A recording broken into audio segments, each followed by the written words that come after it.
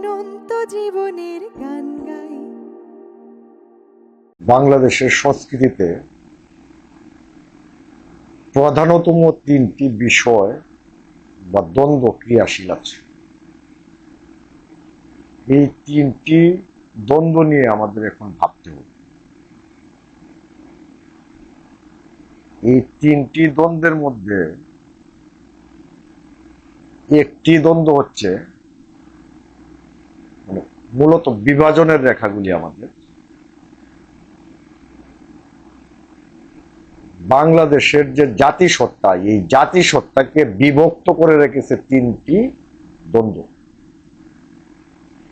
এই দ্বন্দ্বগুলি যদি আমরা মীমাংসা করতে পারি তাহলে এই জাতিসত্তা গঠন হওয়া সম্ভব। একটি দ্বন্দ্ব হচ্ছে স্বাধীনতার পক্ষের শক্তি, স্বাধীনতার বিপক্ষের শক্তি,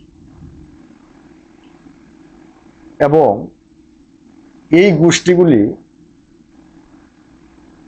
মানে একটা পক্ষ আর একটা পক্ষকে মানুষ হিসেবে গণ্য করে না, হত্যাযোগ্য করে তোলে। এইটার আদৌ অস্তিত্ব আছে কিনা সেটা আমার মধ্যে সন্দেহ আছে, বা এগুলি বয়ানে লিপিবদ্ধ আছে কিনা। আমাদের বাস্তবতা কি বলে? বাস্তবতা কি এটা বলে যে পাকিস্তানে আবার ফিরে যাওয়া অথবা ভারতের সাথে মিশে যাওয়া? কোনোটাই বাস্তবতা বলে না। কিন্তু তারপরেও আমরা বলি স্বাধীনতার পক্ষের শক্তি, স্বাধীনতার বিপক্ষের শক্তি। এই কথা বলে আমরা এই জাতিটাকে দুই ভাগ করে রেখেছি। এই দ্বন্দ্বটার মীমাংসা হওয়া দরকার। সত্য উচ্চারণ করলে, সত্য কথা বললেই যার বিপক্ষে কথাটা যাবে সে যদি স্বাধীনতার পক্ষের শক্তি হয় তাহলে ওই লোকটিকে সে বলবে পাকিস্তানের দালাল। সেই সত্যটা যদি স্বাধীনতার পক্ষে হয় তাহলে যারা লিবারেল তারা বলবে যে সে হচ্ছে ভারতের দালাল।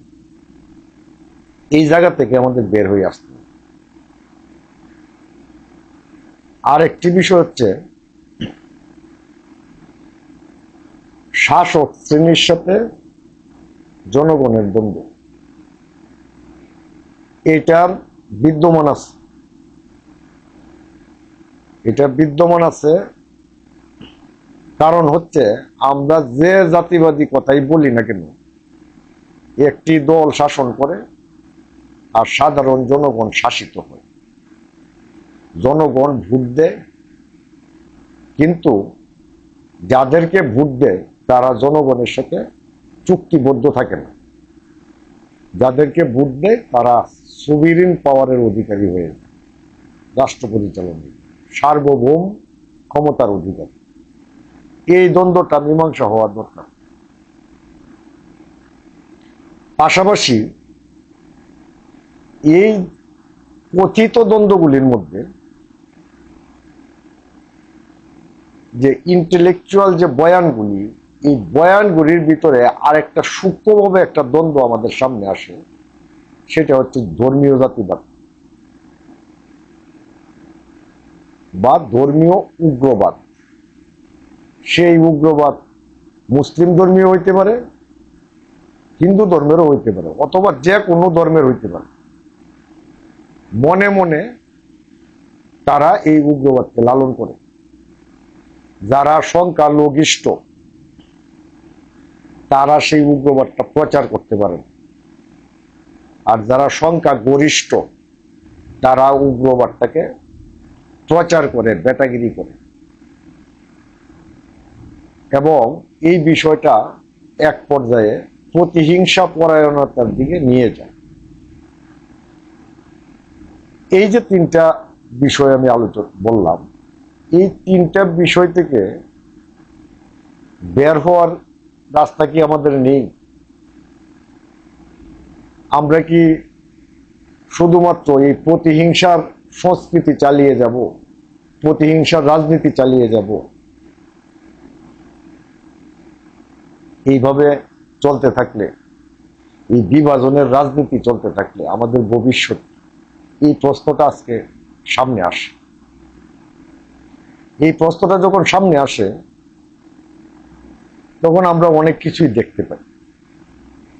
বাংলাদেশের মানুষ প্রতিহিংসা চায় না, রক্তপাত চায় না। এটা বারবার প্রমাণ হয়েছে।